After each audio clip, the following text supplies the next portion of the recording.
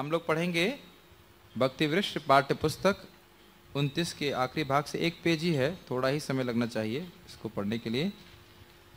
सार्वजनिक, बहुत फीडबैक हो रहा है उसमें से, थोड़ा सा आपको उसका गेन कम करना पड़ेगा। सार्वजनिक गाड़ियों में चर्चा हो रही है आध्यात्मिक सुख के बारे में, तो थोड़ा सा देखा जाएगा उसको। सार्वजनिक गाड़ियों में जैसे रेल के डिब्बे में यात्रा करते हुए हम अनेक अनजान लोगों से मित्रवत मिलते हैं। यात्रा करते हुए एक ही स्थान पर सभी सदस्य बन जाते हैं। यह अपने निर्दिष्ट स्थान पर पहुंचकर सभी अलग अलग चले जाते हैं, फिर कभी नहीं मिल पाते। उसी प्रकार इस जीवन यात्रा में, एग्जॉस्ट ऑफ कीजिएगा, किसी विशिष्ट परिवार, देश, समाज में हम अल्प समय के लिए आपस में अनेक लोग मिल जाते हैं, फिर अनचाहे ही हम सब बिछड़ भी जाते हैं और फिर कभी नहीं मिलते। इस क्षणिक व्यवस्था में हमारे जीवन की इस व्यवस्थिति पर, कुछ मित्रों की संगति पर कई प्रश्न उठते हैं, किंतु एक ग्रह में भी कभी किसी स्थायी व्यवस्था पर कोई प्रश्न नहीं उठाता। हम विभिन्न स्तरों पर स्थायी योजना बनाने लगते हैं, जबकि इन व्यवस्थाओं के स्थायित्व पर हमें ज्ञान रहता है। श्रीपाद शंकराचार्य ने समाज के इस अज्ञान को दूर करने के लिए आध्यात्मिक ज्ञान की बात कही और सर्वव्यापक ब्रह्म पर भी लिखा, और अंत में कहा, बालक खेल में समय बिता देते हैं, युवक युवतियों के प्रेम में समय नष्ट करते हैं, वृद्ध जीवन संघर्ष से त्रस्त हो गए, पर हाय, कोई यह जानने को चिंतित नहीं है कि चिरंतन सत्य और ब्रह्म का विज्ञान क्या है। पहले तो इस पैराग्राफ पे हम थोड़ी चर्चा करेंगे। पहली बात यह है कि यहाँ उदाहरण दिया जा रहा है डिब्बे का, रेल के डिब्बे का, और उसमें आप देख सकते हो कि इस जीवन में जो भी हमारा परिवार है, समाज है, बस कुछ समय के लिए साथ में आते हैं कर्म के प्रावधान में, और फिर हम वो चले जाते हैं। एक जो बात यहाँ बहुत इंपॉर्टेंट बताई जा रही है कि हम अपने कर्मों के अनुसार जन्म जन्मांतर विभिन्न योनियों में भटक रहे हैं। अब कुछ क्षणों के लिए हम इस शरीर में हैं, तो जो हमारे सगे संबंधी हैं या सो कॉल्ड सगे संबंधी हैं, उनसे हमें कैसी संगति प्राप्त हो रही है? वो तो जाएंगे और वो अपनी सत्संगत या बुरी संगत दे करके हमारे आगे का भविष्य उज्जवल या अंधकारमय कर सकते हैं। क्या आपको समझ में आ रही बात? और यही आप मित्रों के केस में अप्लाई कर सकते हैं। किसी भी सगे संबंधी, किसी भी मित्र से हम जो संगत कर रहे हैं, संगति तो हमने पहले चर्चा कर चुके हैं पार्ट नंबर 8 में, श्रद्धावान में, संगति का क्या प्रभाव होता है। अब उस संगति से मेरा जीवन कितना अंधकारमय होगा या उज्जवल होगा, ये मुझे इस बारे में चिंतित होना चाहिए। चिंतित से अर्थ है कि मतलब चिंतन करना चाहिए कि मैं इस व्यक्ति का संग कर रहा हूँ, उससे मुझे आगे क्या लाभ होने वाला है। जैसे बिजनेसमैन कभी प्राय लोगों का, उन्हीं लोगों का संग करते हैं जिससे उनको बिजनेस में फायदा हो, बिजनेस में नुकसान हो वो कोई फायदा नहीं करते, उसमें ऐसे लोगों का संग नहीं करते। हिरण्यकशिपु इस मामले में उदाहरण देते हैं कि जैसे लोग खाना खाने के लिए साथ में आते हैं, उस समय तो रेस्टोरेंट नहीं हुआ करते थे, लेकिन जो भी राग होता हो, तो रेस्टोरेंट में लोग आते हैं, गोल मेज पे बैठते हैं, 4-5 लोग, सब लोग कुछ खाते हैं, अपना बिल भरते हैं और फिर चले जाते हैं। फिर दोबारा कभी मिलेंगे नहीं मिलेंगे कुछ पता नहीं। हाँ, अगर इस सजर्न में, सजर्न का मतलब इसी यात्रा में अगर हमें भक्तों का संग प्राप्त हो जाए, चाहे वो थोड़े संग के लिए भी क्यों ना हो, और उस संग में हम श्रवण कीर्तन करते हैं, तो हमारा जो कह सकते हैं मुक्ति का मार्ग वो खुल गया है। अब हम एक बद्ध जीवन नहीं जी रहे हैं। अब हमारे ऊपर है कि हम उसमें कितना आगे प्रगति करना चाहते हैं, लेकिन प्रगति तो हो गई, एटलीस्ट जो मटेरियल जीवन का जो फ्लो था, चक्र था, वो रुक चुका है। अब उसको पूरी तरह से रोक करके भगवान के धाम जाना है, और कितनी जल्दी जाना है वो हमारे प्रयासों पर निर्भर करता है। समझ पा रहे हैं इस बात को? बहुत ही गंभीर पैराग्राफ है सारा कुछ। और अदरवाइज तो आप देखेंगे कि बाकी जितने भी, हाँ, एक और इंटरेस्टिंग चीज़ है जिसको हम लोग चर्चा कर रहे थे कि जिस समाज में रहते हैं वहाँ के लोग हम पर कुछ प्रेशर क्रिएट करते हैं ना। जैसे हम लोग पे किया गया था कि आईआईटी की तैयारी करो। अभी मेरे एक रिश्तेदार दूसरे रिश्तेदार के लिए कह रहे हैं, उनकी लड़की तो मात्र बीए कर रही है, और दूसरे रिश्तेदार के लिए कह रहे हैं उनकी लड़की तो बीटेक करने वाली है या हो जाएगा एग्जाम में। तो आप देख रहे हैं ना, एक प्रकार का सोशल प्रेशर क्रिएट किया जा रहा है कि बीए कर रही तो किसी काम की नहीं है, और बीटेक कर रही तो बहुत महान हो जाएगी। दोनों ही सिचुएशन में कुछ खास फर्क नहीं पड़ता, बीए करो बीटेक करो, मर करके सब खत्म हो जाएगा।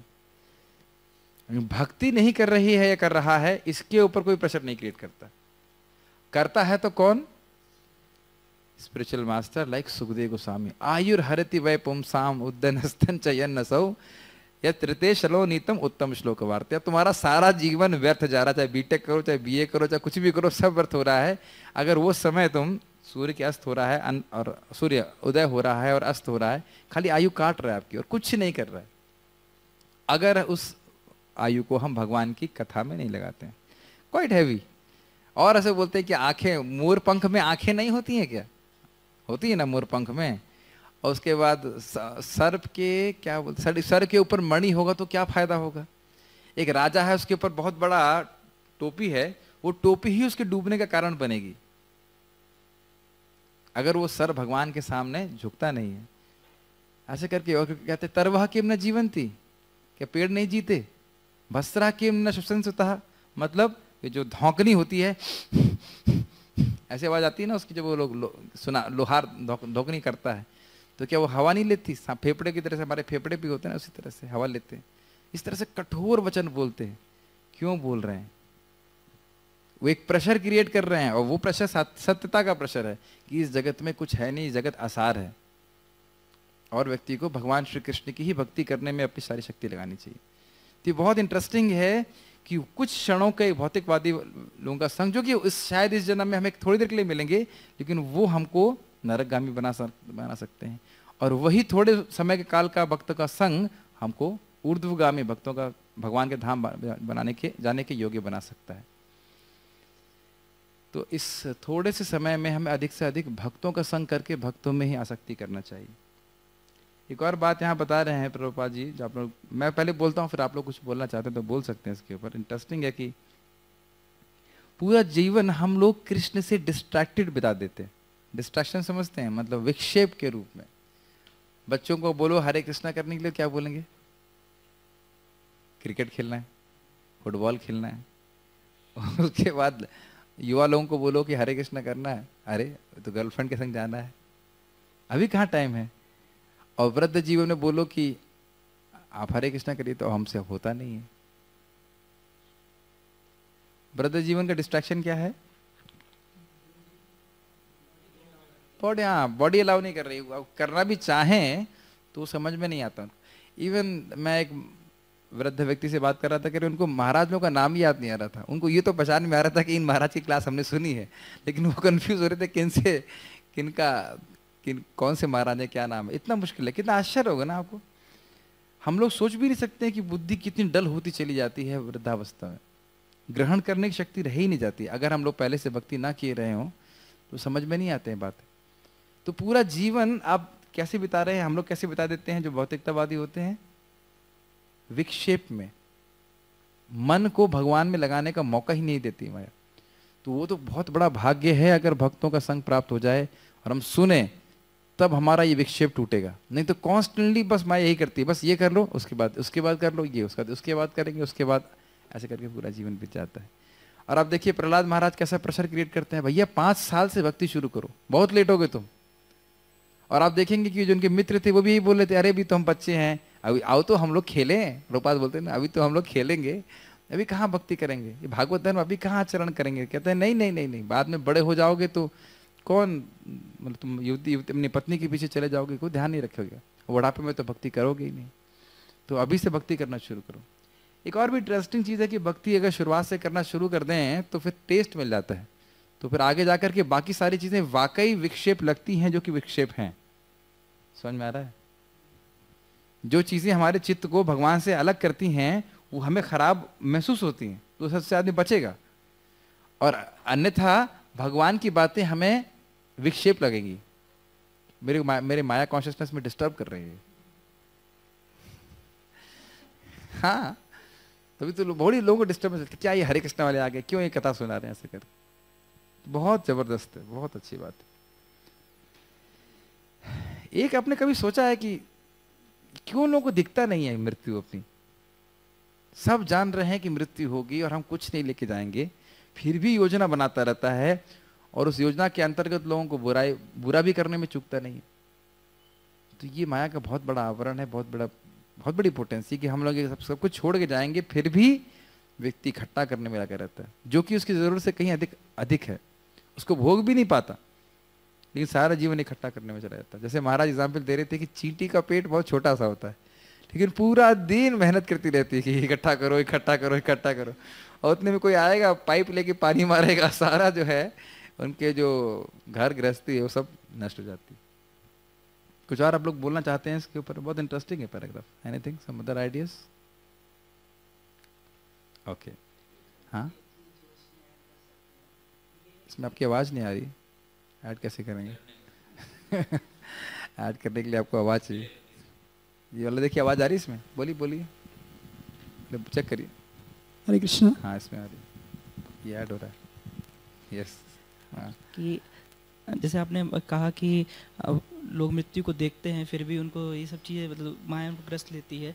एक और कारण है कि वो सुनते नहीं है किसी से, किसी योग्य व्यक्ति से। जो ये हम लोगों ने पहले भी चर्चा किया था कि सबके पास आंखें हैं, सब कोई भगवान को देख सकता है, हाथ है, भगवान का सेवा कर सकते हैं, पैरों से भगवान के पास जा सकते हैं, मंदिर में जा सकते हैं, सब कुछ कर सकते हैं, लेकिन क्या सुविधा नहीं मिल रही है जिसकी वजह से ये लोग नहीं कर रहे हैं? श्रवण की सुविधा। अगर प्रामाणिक रूप से श्रवण की सुविधा मिलेगी तो आसानी से व्यक्ति कर पाएगा। ठीक है, मदन मोहन प्रभु नेक्स्ट पैराग्राफ आप पढ़िए और उसको जरा चालू कीजिए, माइक ऐड करिए उसको। श्रीमद् भागवतम में इस संसार की तुलना एक समुद्र से की गई है। इस भौतिक सृष्टि के अंतरिक्ष में लाखों करोड़ों लोग तैर रहे हैं और हम कल्पना कर सकते हैं कि असंख्य अटलांटिक और प्रशांत महासागर भी वहाँ है। सत्य यह है कि संपूर्ण भौतिक सृष्टि एक अपार दुख का सागर है, जन्म मृत्यु का सागर।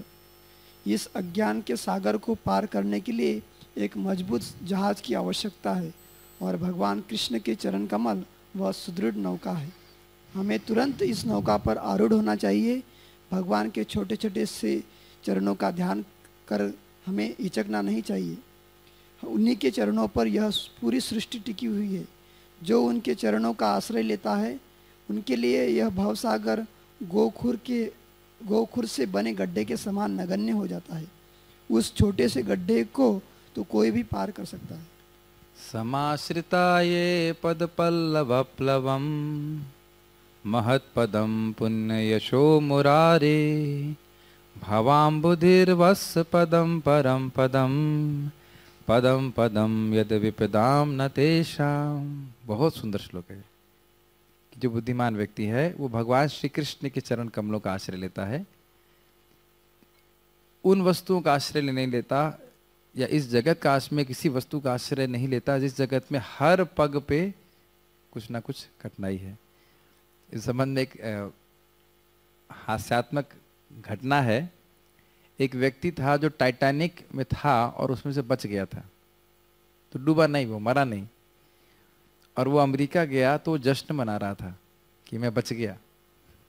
और जश्न में उसने बहुत शराब पी और वो शराब पी के गिर पड़ा तो लेट गया था, और उस जगह बारिश हो रही थी, कोई भी कारण से 1 इंच का पानी था, 1 इंच ऐसा रहा होगा, 2 इंच, और वो उसकी नाक में घुस गया और उससे वो मर गया उसमें। तो वो पूरे कितना अथाह जल राशि में नहीं मरा और 2 इंच के पानी में मर गया। आपने सुना ही हो कितने लोग बाथरूम में मर जाते हैं या बेड पे लेटे लेटे मर जाते हैं। लोग सोचते हैं स्वीट होम, मैं होम में बहुत सुरक्षित हूँ, और बाथरूम में ऐसे लेटे लेटे मर जाते हैं। हमारे एक असिस्टेंट थे अरविंद लोचन प्रभु, अच्छी सेवा कर रहे थे, और अगले दिन मालूम चला सुबह उनका हार्ट अटैक हो गया। खैर वृंदावन में शरीर त्यागा था। तो हम ये देख रहे हैं कि कितने लोग बड़ी आसानी से, और पग पग पे भी खतरा है। हम लोग एक बार लखनऊ गए थे प्रोग्राम करने के लिए, जिनके घर में प्रोग्राम करना था, हम लोग 9 बजे पहुंचे और मालूम चला कि 8:30 बजे वो मॉर्निंग वॉक पे गए थे, वहीं उनको हार्ट अटैक पड़ गया। 28 साल के व्यक्ति, और शरीर त्याग दिया उन्होंने। तो इतना प्लानिंग चल रहा है, इतना प्लानिंग चल रहा है, लेकिन व्यक्ति ये नहीं समझ रहा है कि हो सकता हो ये मेरा आखिरी दिन है। अभी मैं 2015 में मायापुर गया था, अभी मतलब 3 साल हो गया, लेकिन वहाँ एक भक्त को मैं सुबह बोला, प्रभु जी ठीक है, आप यहीं रहते थे, वो मिले थे, याद है, साउथ इंडियन भक्त था, बहुत लंबा था। तो वो मैंने कहा हरे कृष्णा, बोला हरे कृष्णा। शाम तक खबर आई कि गंगा जी में डूब गए। अब बताइए कितना क्षणिक है एक्चुअली हमारा जीवन। हो सकता है सुबह आप लोग गा रहे हो जे अनिलो प्रेम धाना, किसी के लिए भी गा सकते हैं, हु नोस। तो ये व्यक्ति को समझ में आना चाहिए कि ये जीवन क्षणिक है, और इसके लिए ये जीवन क्षणिक है, लेकिन इसका अर्थ ये नहीं कि हमारा शाश्वत जीवन नहीं है। इसलिए अपनी चेतना को बहुत आविष्ट नहीं करना चाहिए, ये बहुत इंपॉर्टेंट है। इस जगत में आप कुछ अच्छा हो रहा है, बुरा हो रहा है, अच्छा हो रहा है, बुरा, उसमें बहुत अपनी चेतना को आविष्ट करना, यानी कि इस जगत को बहुत सीरियसली लेना, ये बहुत बड़ी मूर्खता है। इस चीज को भगवान बोल रहे हैं, सुख दुख मान अपमान लाभ हानि, इसमें अपनी चेतना को आविष्ट मत करो। और यहाँ पे बहुत स्पष्ट लिखा गया है, भगवान कृष्ण के चरणों में अपनी चेतना को आविष्ट करना। आविष्ट मतलब उसको एब्जॉर्ब करना है, वही सोल्यूशन है और वही कारण है हमारे दुखों का। भगवान के चरणों में ध्यान ना करने से, अपने मन को विक्षेपित रखने से ही माया अनेक प्रकार के दुख दे रही। और अगर इस चीज को नहीं समझता है तो व्यक्ति हमेशा कष्ट पाता रहेगा। एक और चीज आप यहाँ पे बड़ा इंटरेस्टिंग प्रभुपाद यहाँ बता रहे हैं, कह रहे हैं कि भगवान के चरण छोटे छोटे नजर आते हैं, लेकिन छोटे छोटे हैं नहीं। आप लोगों को पता होगा, हमने लीला सुनाई थी कई बार। मार्कंड ऋषि थे जो भगवान की माया देखना चाहते थे, तो भगवान माया दिखाने के लिए पूरा प्रलय उनको दिखा दिए, और उसके बाद पूरा ब्रह्मा जी की रात्रि तक वो तैरते रहे तैरते रहे तैरते रहे तैरते रहे, और फिर देखते हैं छोटे से बाल गोपाल, हम इतने छोटे तो नहीं होंगे, लेकिन जो भी होगा साइज बहुत छोटे, बहुत सुंदर, और उनके प्रति वो बहुत आकृष्ट हुए, और जैसे उनके पास जा रहे थे उन्होंने मुस्कुराए और सांस खींच लिया। अब देखने में तो बहुत छोटे से बाल गोपाल लग रहे हैं, लेकिन वो पूरा जब अंदर जा उनके सांस में अंदर चले गए, और फिर देखते हैं अरे मैं तो अपने आश्रम बैठा हूं। अब ये बताइए कि क्या जगत बाल गोपाल के अंदर था कि बाहर था? बाल गोपाल के विग्रह के अंदर था सारा जगत, ये बाहर था? अंदर था। और बाल गोपाल कहाँ थे? जगत के अंदर। तो अंदर थे कि बाहर थे? तो देख रहे हैं कि इतना देखने में लग रहा है कि भगवान छोटे से एक बाल गोपाल हैं, लेकिन अचिंत है, वो अचिंत शक्ति से युक्त है। और ऐसे व्यक्ति इतने आकर्षक हैं, इतने रहस्यमय हैं, इतने आकर्षक हैं कि उनका ही ध्यान करना, उनका ही चर्चा करने में हमें जीवन बिताना चाहिए। और एक और बात बता रहे थे कि अगर ये सिंपल सी टेक्निक, क्या टेक्निक है? भगवान में अपने मन को लगाए रखना, अगर इसको हमने पकड़ लिया तो ये बता रहे हैं जगत बहुत आसान है। जैसे मैं इस प्रश्न को किया करता हूं कि भगवान का धाम आपसे कितने समय की दूरी पे है? हरिचरण प्रभु, कितना समय लगता है भगवान के धाम पहुंचने में? वेरी गुड, एक क्षण। कभी सोचा आपने? एक क्षण की दूरी पे हैं भगवान से हम। मृत्यु के समय अगर कृष्ण का स्मरण, एक सेकंड में आप अरे हम तो गोलोक में आ गए, हमेशा के लिए आप वहीं पे रहेंगे, कभी वापस नहीं आएंगे।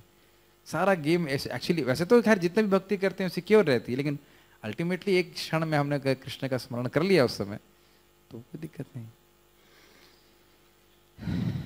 तो यानी जिस भवसागर को, जन्म मृत्यु के चक्र को पार करने के लिए लोग बहुत मेहनत करते हैं, बहुत कठोर तपस्या करते हैं, वो केवल भगवान कृष्ण का ध्यान करने से होता है। अभी एक भक्त के पिताजी बोलते हैं जन्म तो लेना ही पड़ेगा, पुनर्जन्म तो रुक ही नहीं सकता।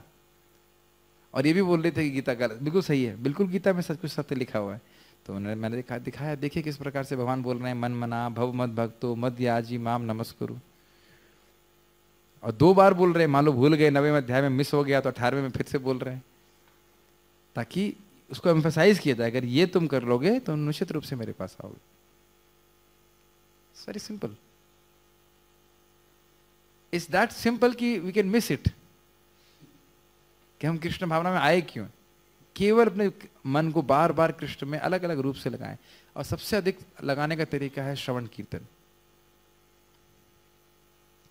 तो हम इस जन्म मृत्यु रूपी सागर को कैसे पार कर सकते हैं? टाइटैनिक से, जो पहली बार में डूब गया था। ये टाइटैनिक से जहाज नहीं है भगवान का। भगवान का चरण जो है वो पद्म चरण, वो टाइटैनिक जैसा जहाज नहीं जो आप सारे लोग बैठे और डूब जाए उसमें। कोई नहीं डूबेगा। कोई डूबा आज तक भगवान के चरण का आश्रय लेकर के? शास्त्र में कोई प्रमाण है? कोई रेट है कि वो भक्त ने आश्रय लिया हो और भगवान ने रक्षा नहीं करी हो, या उसका कोई बाल विवाह का कर पाया हो? आप खाली विचार कीजिए, जो द्रौपदी जैसी सिचुएशन तो किसी की होगी, तो द्रौपदी को भी कुछ नहीं कर पाए इतने सारे बलशाली लोग, तो फिर और क्या कहा जाए? हम लोग तो सुन करके छोड़ देते हैं, लेकिन कितनी विकट परिस्थिति थी उनके लिए, ये प्रहलाद महाराज के लिए। तो एक्चुअली भगवान अपने भक्तों को इस तरह की विकट परिस्थिति में डालते हैं, हम जैसी बद्धात्माओं को ये शिक्षा देने के लिए कि देखो तुम अगर चरण आश्रय लोगे मेरा तो निश्चित पार करोगे, निश्चित पार करोगे। बहुत अच्छा है। रेल की यात्रा से यह स्पष्ट कीजिए कि किस प्रकार यह जीवन क्षणिक है। ये तो हमने समझा दिया, इसमें कुछ समझाना नहीं है। कोई भी सत्य का सामना नहीं करना चाहता। शंकराचार्य ने इस पर क्या कहा है, हमने इस पर भी चर्चा कर चुके हैं कि लोग अपने जीवन में अनेक अनेक बहाने करते हैं भगवान कृष्ण से ध्यान न करने के लिए। वस्तुतः यही सब बीमारी है। जो व्यक्ति को जॉइंटिस है वो मिठा खाने के लिए 1000 तरह के बहाने करेगा, नहीं खाना नहीं खाना है, अरे अभी मन नहीं कर रहा है, अभी टाइम नहीं है, दोपहर में खा लूंगा, कल से शुरू करूंगा, अभी जरूरी है क्या? जो व्यक्ति जॉन्डिस से पीड़ित है उसको मीठा खाना नहीं अच्छा लगता, तो वो मीठा खाने के लिए ना खाने के लिए 1000 बहाने करेगा।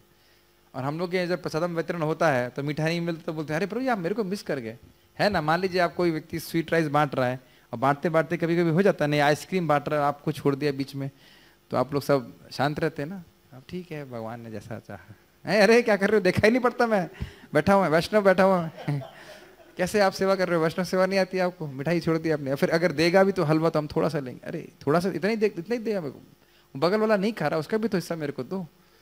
तो क्यों हो रहा है ये सब? क्योंकि हमको टेस्ट है उसमें। तो लोगों को श्रवण कीर्तन में टेस्ट नहीं होता है, इसलिए आज तक कभी लड़ाई हुई है कि भाई जब करने के लिए जगह नहीं मिल रही है?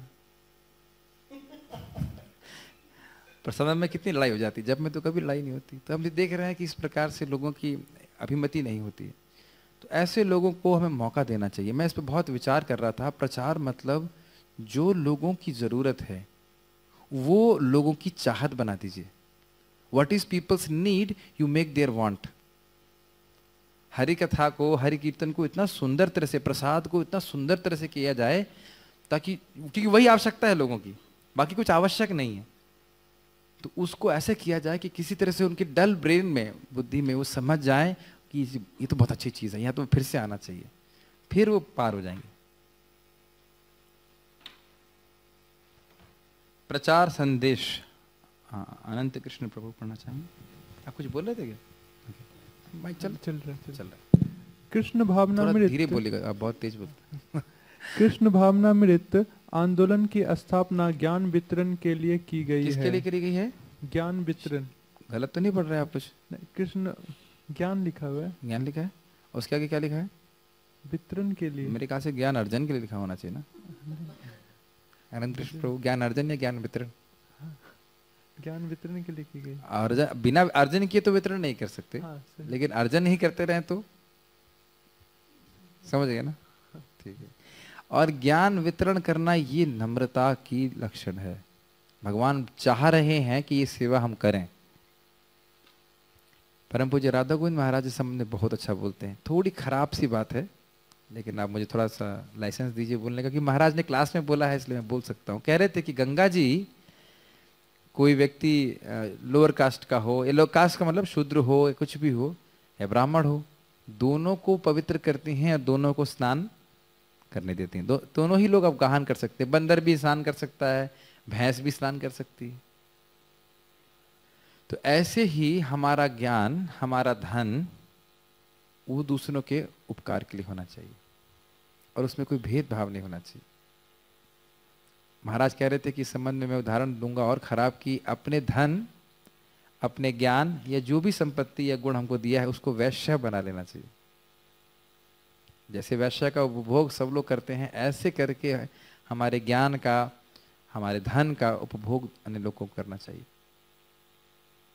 ऑब्वियसली हमें इसका अर्थ ये है कि हमारे धन का या ज्ञान का उपयोग लोग भक्ति करने के लिए करें। ऐसा नहीं कि अब धन दे दें और वो बीड़ी पिएं इसका अर्थ ये नहीं है, लेकिन उदारता होनी चाहिए, कहने का अर्थ ये। उदारता ही वैष्णवता का लक्षण है।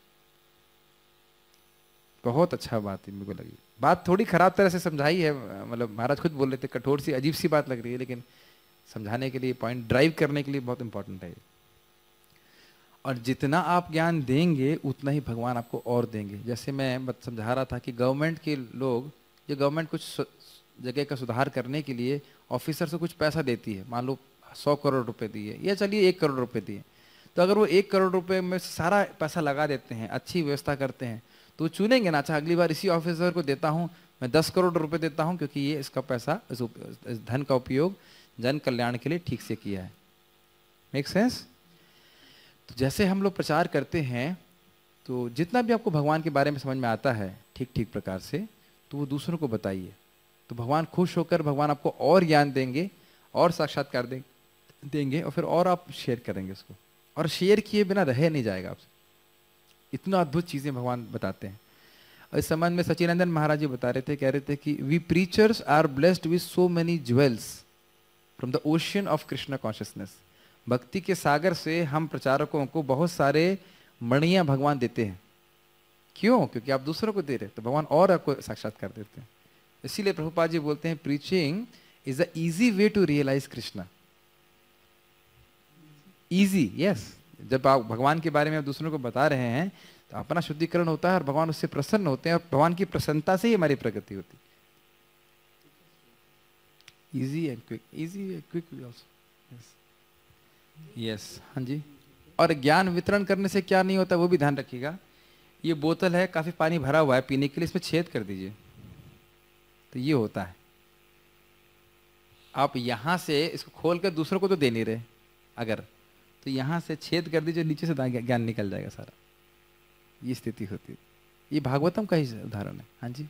इसमें एक प्रश्न आ रहा है मेरे को कि जैसे ज्ञान वितरण की बात करें, उससे पहले ज्ञान होना भी चाहिए व्यक्ति को। ठीक है, तो अब ज्ञान किस लेवल का होना चाहिए कि फिर हम वितरण करने के लिए तैयार कम से कम भक्ति वृक्ष का पुस्तकों का ज्ञान तो होना ही चाहिए। अगर भक्ति वृक्ष की पुस्तकें समझ में आ रही हैं तो तुरंत क्लास देना शुरू कर देना चाहिए। जैसे कि अभी आपने देखा था कि एक स्टूडेंट ने शुरू कर दिया, उसको दूसरी पुस्तक पढ़ाई नहीं गई है। मैंने, क्योंकि अभी तक किसी को दूसरी पुस्तक पढ़ाई नहीं है, तो उन्होंने पढ़ी नहीं है, लेकिन पहली पुस्तक को पढ़ाना शुरू कर दिया है। काफी इंटरेस्टिंग है, isn't it? दूसरा, तीसरा, चौथा बुक तो मैंने किसी को नहीं पढ़ाया अभी पूरी तरह से। उन्होंने पढ़ा भी नहीं, फर्स्ट को पढ़ा होगा, सुना होगा और पढ़ाना शुरू कर दिया। तो इतना ज्ञान तो होता ही। आपको भगवत गीता के सारे श्लोकों का अर्थ न पता हो, लेकिन भक्ति वृक्ष के पुस्तकों के शब्दों का अर्थ समझ करके दूसरों को बताना चाहिए। बहुत इंपॉर्टेंट है। और जब आप बताएंगे तब आपको समझ में आएगा, अरे ये चीज समझ में नहीं आ रही, ये पूछना चाहिए, इसका अर्थ क्या है, या सुनना चाहिए क्या बोला गया था लेक्चर में, और नहीं तो हम छोड़ देते हैं। ठीक है।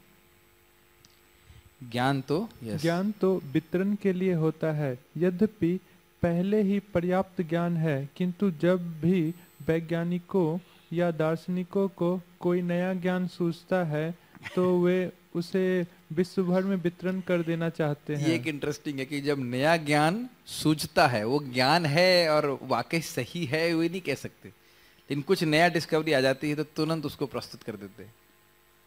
जैसे छोटा सा उदाहरण देखिए ना, ये जो आपके फोन है, स्मार्टफोन्स, तो जैसे जिस व्यक्ति को टेक्नोलॉजी मिली उसने उसको तुरंत प्रचार कर दिया। अब इसके आगे दुष्परिणाम क्या होगा नहीं होगा उसके बारे में वो सोचते नहीं, लेकिन प्रचार करने में वो लोग बड़े तेज हैं। हाँ, दुर्गा की शक्ति है, लेकिन मैं बोल रहा हूँ कि उनसे हमें उत्साह लेना चाहिए ना। हमें तो ज्ञान सूझने की जरूरत नहीं है। अच्छा, आज हम लोग मिलकर चर्चा करेंगे कि भगवान कौन है।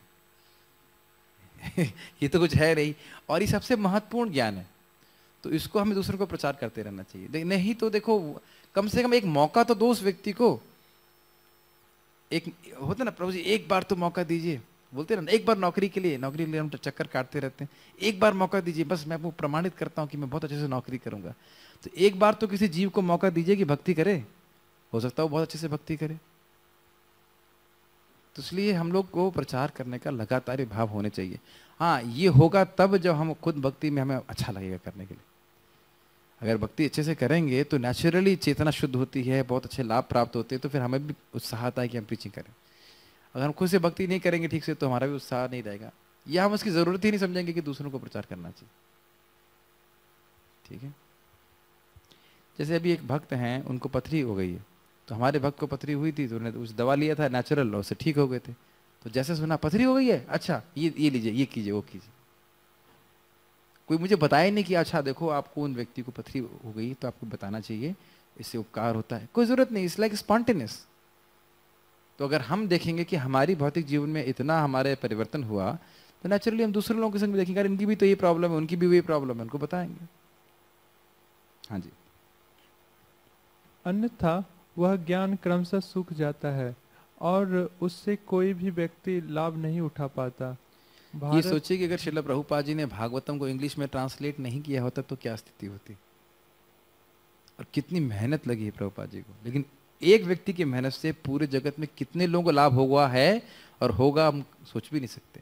और अब देखिए ना, वो इलेक्ट्रॉनिक फॉर्मेट में है, कोई भी व्यक्ति कहीं भी कैसे भी तुरंत लेके पढ़ सकता है, फोन में लेके घूम सकता है, कितना फायदा है। यस, भारत के पास भगवत गीता का ज्ञान है, किंतु दुर्भाग्यवश किसी न किसी कारणवश इस दिव्य भागवत ज्ञान का विश्व भर में वितरण नहीं हो पाया। यद्यपि यह सारे मानव समाज के निमित्त है। इसीलिए कृष्ण स्वयं चैतन्य महाप्रभु के रूप में प्रकट हुए और उन्होंने सारे भारतीयों को आदेश दिया है कि वे भगवत गीता के ज्ञान का सारे विश्व में वितरण करने का भार अपने हाथ में ले। यार ये एक इंटरेस्टिंग है, देखिए आजकल की टेक्नोलॉजी के माध्यम से जरूरी नहीं है कि आप विदेश जाएं, लेकिन ज्ञान विदेश जा सकता है, नहीं? यूट्यूब के माध्यम से, व्हाट्सएप के माध्यम से, बहुत सारे तरीकों के द्वारा हम ज्ञान जरूर वहाँ पे भेज सकते हैं। भाई हम लोग भी जब कुछ देखना होता है, मान लीजिए हमारा एक मिक्सर है, वो अमेरिका में बना है, तो उसका ट्यूटोरियल देखना है तो एक अमेरिकन का ट्यूटोरियल देखते हैं कि नहीं देखते? क्या हम अमेरिका जाके ट्यूटोरियल देखते? तो जो ज्ञान, भौतिक ज्ञान उन लोग का है तो उनका ट्यूटोरियल देख लेंगे, और यहाँ पे अगर आध्यात्मिक ज्ञान है तो हमारा ट्यूटोरियल देख लेंगे। कौन सी बड़ी बात, कौन सी दिक्कत है? अब वो अलग बात है कि वो लोग कभी इस तरह की चर्चा नहीं करते हैं, ऐसी जिज्ञासा होती नहीं है कि भाई हम भी जीवन में कुछ भक्ति के बारे में सीखें। लेकिन मान लीजिए किसी की इच्छा है तो सीखने का मौका होना चाहिए ना। तो इस प्रकार से विभिन्न तरीकों से व्यक्ति को प्रयास करना चाहिए कि लोग भक्ति के बारे में उनको सीखने का मौका मिले, उनकी जिज्ञासाओं का समाधान हो और वो ठीक से भक्ति कर सकें।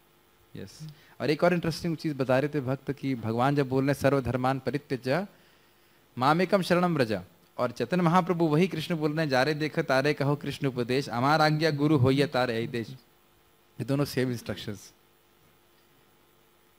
भगवान कृष्ण का आदेश है कि हम उनकी शरण में जाएं, चैतन्य महाप्रभु कहते हैं आप जिसको भी देखो कृष्ण का प्रचार करो। और इसका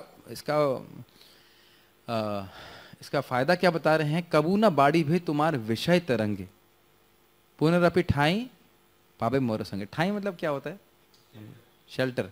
हाँ देखिए, अरे अच्छा शेल्टर होता है, मुझे पता नहीं था, मैं तो कुछ और सोच रहा था। तो क्वाइट इंटरेस्टिंग, पुनरअपि ठाई पावे मोर संगे, ऐसे करके। तो महाप्रभु कह रहे हैं कि अगर आप जिसको देखोगे उसको आप लोग कृष्ण का उपदेश देंगे तो पहली चीज ये है कि उनकी आज्ञा से हम गुरु हो रहे हैं, उन लोग का उद्धार होगा, और उस पूरी प्रोसेस में हम भोग की वासनाओं से मुक्त हो जाएंगे। भगवान उधर क्या कह रहे हैं? तो मैं सब पापों से मुक्त करूंगा। सारे पापों का जड़ क्या है? भोग की वासना। तो महाप्रभु कह रहे हैं सारी पापों की वासनाओं से मुक्त हो जाओगे और तो मेरी शरण में ठाई, मेरी शरण में आओगे, मेरे संग ही रहोगे। प्रभुपाद जिसको ट्रांसलेट करते हैं, वस्तुतः वो व्यक्ति चैतन्य महाप्रभु से बारे में बात करे। इसलिए बहुत आवश्यक है कि हम सीखें कृष्ण के बारे में और फिर लोगों को बताएं।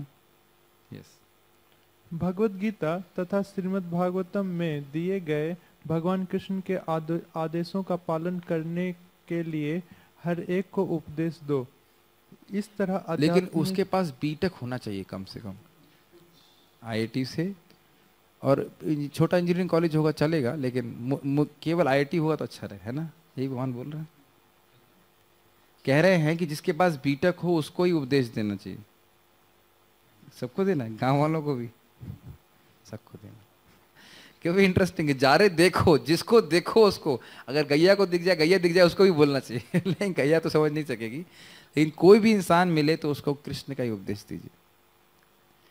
काफी चैलेंजिंग उपदेश है ना, क्योंकि हम बहुत सारे लोगों से मिलते हैं, उनमें से कितने लोगों को कृष्ण के बारे में बताते हैं। इस तरह आध्यात्मिक गुरु बनकर इस देश के हर व्यक्ति को मुक्त करने का प्रयास करो। इस संबंध में मैंने एक छोटा सा कमेंट दिया था कुछ दिन पहले। सृष्टि, स्थिति, पालन और प्रचार, ये थीम थी। बहुत ही स्ट्राइकिंग बात थी। याद है क्या बताया था मैंने? चलिए मैं नई बात बताता हूँ। देखिए इसीलिए रिकॉर्डिंग जरूरी है, ताकि रिकॉर्डिंग में सुन सके व्यक्ति। भगवान जब सृष्टि करते हैं, प्रलय करते हैं और पालन करते हैं, ऐसे पालन अभी कर रहे हैं। हमसे कुछ मांग रहे हैं, हमारा आपसे कुछ मदद मांग रहे हैं, भाई कल थोड़ा उसको रोटी की व्यवस्था करना, मैं नहीं कर पाऊंगा, नहीं कर रहा। तो भगवान किस संबंध में हमसे मदद मांग रहे हैं? कितना आश्चर्य है ना, इतनी बड़ी सेवा भगवान खाली इच्छा मात्र से कर लेते हैं। प्रलय हाँ हो गया, ठीक है, एक और श्याम बहुत श्याम हो गया, हाँ चाहिए सृष्टि करनी है, सृष्टि हो गई, प्रलय हो गया, पालन तो हो कर ही रहे हैं। वहां कभी किसी से मदद मांगी, किसी से मदद नहीं मांगते, लेकिन प्रचार के लिए मदद मांग रहे। कितना अद्भुत है ना। और अलग अलग भाषाओं में, अलग अलग जगहों में जाकर के भक्त लोग प्रचार कर सकते हैं। This is very nice. और ये भक्ति वृक्ष की पुस्तक इसीलिए बहुत अच्छी है, क्योंकि भक्तों के संग, भक्तों की डीलरशिप के द्वारा ही भक्ति मिलती है। आपको डायरेक्ट कंपनी में नहीं मिलती है। होता ना, कंपनी में जाइए या फैक्ट्री में जाइए तो वहाँ सामान नहीं मिलता है, आपको डीलर से मिलता है। तो इसी प्रकार से भक्ति भी भक्तों के माध्यम से मिलती है, और भगवान उसको, उसकी जो डीलरशिप है, डीलरशिप को भक्तों को दे देते हैं। बाकी सबको अपने आप करते रहते हैं, सृष्टि प्रलय साधन जो भी कर रहे हैं। यद्यपि भारत के पास भगवत गीता का दिव्य ज्ञान है, किंतु भारतीयों ने इसे वितरण करने का अपना कर्तव्य नहीं निभाया। इसीलिए अब इस ज्ञान को यथारूप में बिना किसी विकार के वितरित करने के लिए कृष्ण भावनामृत आंदोलन की स्थापना की गई है। ये भी काफी इंटरेस्टिंग है कि बिना किसी विकार का अर्थ है, मतलब अपनी कोई इंटरप्रिटेशन नहीं करना है। इसका अर्थ ये भी हो सकता है, ये भी हो सकता है, वो भी हो सकता है, कृष्ण तो भगवान नहीं है। इस तरह के किसी विकारों से रहित एज इट इज, जैसा है वैसा ही प्रस्तुत कर दिया जाए। और ये अच्छा, हमारे अनंत कृष्ण प्रभु ने मुझे वृंदावन चंद्र प्रभु की बात बताई थी, तो मुझे बड़ा अच्छा लगा था। कहीं से भी शिक्षा मिल जाती है। मैंने बोला कि प्रभु जी बोल रहे थे जैसा भगवान बोल रहे हैं वैसा ही आप लोगों को बताएंगे तो उनको बहुत अच्छा भी लगेगा और उनके जीवन में परिवर्तन भी आएगा। You don't have to concoct anything. लोगों को संतुष्ट करने का प्रयास ना करें, भगवान को संतुष्ट करने का प्रयास करें। भगवान की वाणी को एज इट इज रिपीट करें, लोग संतुष्ट भी होंगे, उनका विश्वास भी होगा और वो शुद्धिकरण को भी प्राप्त करेंगे। तो हमारा फोकस खाली यही है कि हम स्टैंडर्ड मेंटेन करें, चीजों को वैसे ही रखें जैसे हैं। और ये काफी मुश्किल होता है, क्योंकि हर जगह हम सोचते हैं ऐसा मेरा मानना है, ठीक है, और हम लोग तो सब जानते हैं। माइक पे बोल सकते हैं। एसेंस वही हो सकता है, लेकिन हाँ प्रदर्शित करने का तरीका अलग हो सकता है। हाँ, कि वो भी वही होना चाहिए। प्रदर्शित करने का तरीका देश काल परिस्थिति के अनुसार हो सकता है, प्रभुपाद ने भी किया है, लेकिन उसके लिए थोड़ी मैच्योरिटी चाहिए होती है। इसलिए बेहतर है कि जो भी उदाहरण दिए जाएं हो सके, जितना हो सके आचार्यों के उदाहरण ही दिए जाएं। लेकिन फिर भी मतलब ये ध्यान देना है कि हम एसेंस को मिस नहीं कर दें। कृष्ण भगवान हैं लेकिन बट वो नहीं, तो उस तरह से हम लोग भगवान के दास हैं, लेकिन बट किसी विशेष परिस्थितियों में हम भगवान भी बन सकते हैं। तो इस तरह से एसेंस को चेंज नहीं कर देना चाहिए। देश काल परिस्थिति में हम चेंज नहीं हो जाते। ठीक है। यद्यपि इससे पूर्व भी भगवत गीता के ज्ञान का वितरण करने के प्रयास हुए हैं, किंतु इन प्रयासों में विकृति तथा संसारी ज्ञान से समझौता किया जाता रहा है और लोग इस ज्ञान का लाभ उठाकर कृष्ण भावनामृत की ओर जग रहे हैं और कृष्ण के भक्त बन रहे हैं। इस तरह ज्ञान के समुचित वितरण के शुभारंभ से न केवल सारा विश्व लाभान्वित होगा, अपितु मानव समाज में भारत की कीर्ति बढ़ेगी। एक इंटरेस्टिंग है कि देखिए, आप लोग विचार करते हैं ना कि चाइना में टेक्नोलॉजी बड़ी तेज है, अमेरिका वाले मिसाइल बहुत हाई फाई मतलब टेक्नोलॉजी है। तो जब लोग आप देख सकते हो कि हम कितना भी प्रयास करें टेक्नोलॉजी के मामले में उनसे compete नहीं कर सकते। तो आप ये देख सकते हो कि भारत में आध्यात्मिकता सहज रूप से बहुत फलित होती है। इतने धाम हैं, इतने साधु संत हैं, तो अब भले ही वो लोग तुरंत अप्रिशिएट ना करें, लेकिन धीरे धीरे करके अगर एटलीस्ट भारत में आध्यात्मिकता को बहुत तेजी से बढ़ाया जाएगा तो बाहर के लोग कहेंगे भाई कुछ भी हो, आध्यात्मिकता में लोग बड़े तेज हैं, बहुत तपस्वी हैं और बहुत अच्छा ज्ञान है, क्या भगवद गीता के प्रवचन करते हैं, क्या गहरी नॉलेज है उनको। लेकिन हम लोगों को, अगर हम लोग उनसे टेक्नोलॉजी में compete करने चालू कर देंगे जो कि माया का विज्ञान है, तो ये बहुत बड़ी मूर्खता होगी, क्योंकि उनसे कभी compete नहीं कर सकते और compete करके जाएंगे भी कहाँ, नरक में।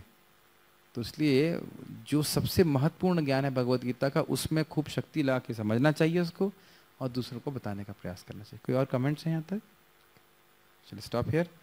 श्रील प्रभुपाद की जय।